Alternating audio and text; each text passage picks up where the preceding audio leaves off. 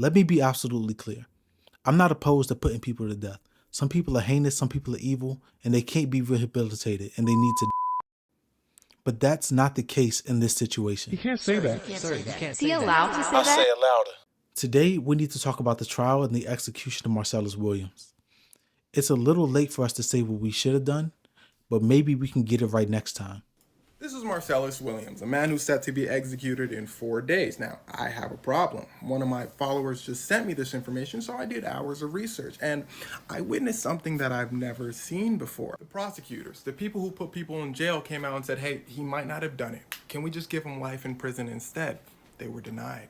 The family of the victim he supposedly came out and said, hey, don't do it. And they were ignored. But why? Well, the answer. If you're not caught up, let me catch you up, because I also did some research. I read articles pertaining to Marcellus Williams prior to his execution. I listened to a podcast that was detailing some of the things that were happening in his case and how some stuff didn't line up. So I'm going to catch you up to give you the context so you can make the decision. There was a beloved lady in her neighborhood. She gets executed. They don't really have any leads, and then a year later, they miraculously stumble upon 2 witnesses. One is the person that was in jail with Marcellus Williams that said he confessed to the crime. One is Marcellus's ex-girlfriend that's linking him to the crime with some evidence that's found in the car that she lives in. This looks pretty open and shut, right? No. Both of these people are looking to get the $10,000 reward money that's associated with turning in the person that committed this crime against this beloved lady in her neighborhood. But let's get back to the video and see if we can get any more context and see if maybe there's something that we're missing. The answer is no one knows. But the story gets a little crazier than that. See, this isn't the first time he was supposed to be executed. Back in 2015, in the last minute, the governor of Missouri, this was in Missouri, by the way, comes out and says, stop.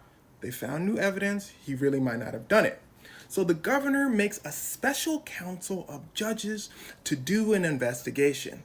They said, okay, well, he might not have done it. We're making you a report, Governor. The governor says, great. But the governor resigns. A new governor comes in and he says, I don't want to see the report.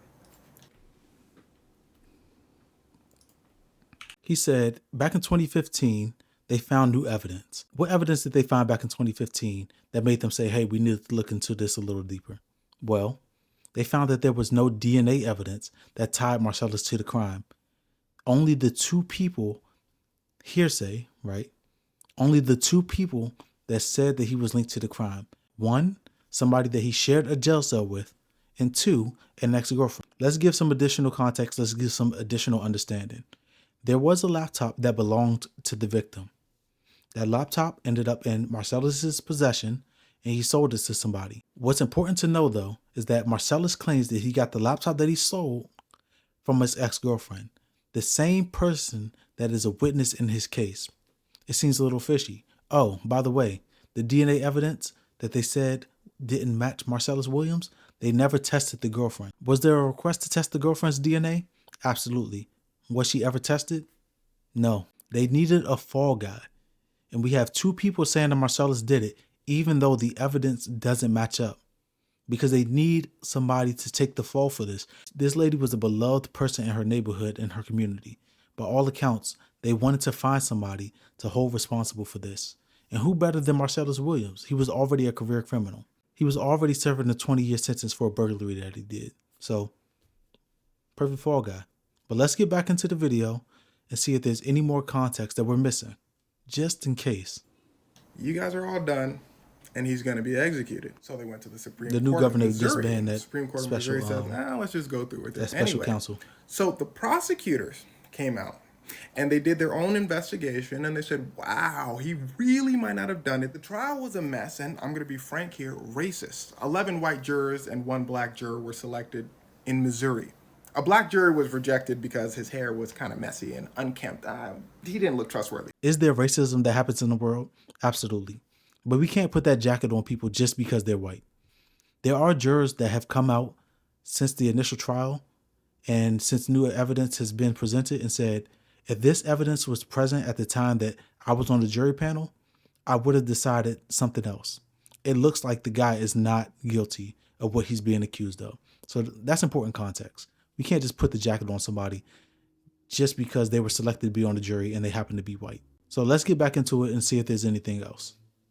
Most importantly, the DNA on the weapon did not match DNA his. didn't So match the Marcellus. prosecutors go over to That's his huge. team. They said, let's talk it out. What if we just give him a plea deal, life in prison, which would give everyone time to plea come deal is a together lot and better figure than everything out? being But sentenced in to what death. is being called a bizarre twist, a judge rejects it. He just says, no, we're going to go through with it anyway. Now, all people are asking for is time. They're not asking he walks out.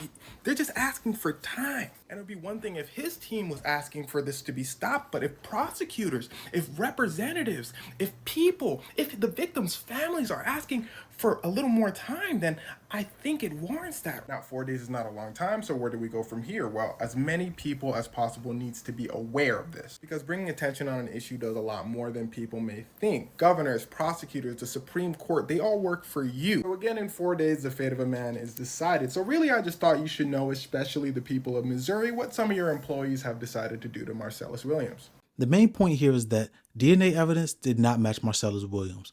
You had two witnesses that were incentivized by the reward money, and they could have been lying, an ex-con and his ex-girlfriend.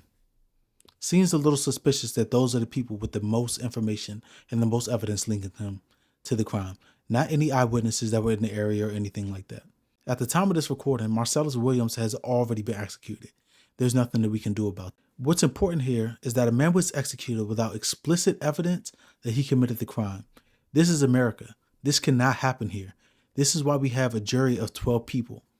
And if new evidence comes out that says, hey, this person might not have done it, they need a new trial. We can't put together a special panel of people or have a governor say, we're not going to admit that evidence. It needs to be admitted. It needs to be examined. And we need to be right every single time we say we're going to kill somebody. Let me know your thoughts. Are you familiar with this case? Are you familiar with Marcellus Williams?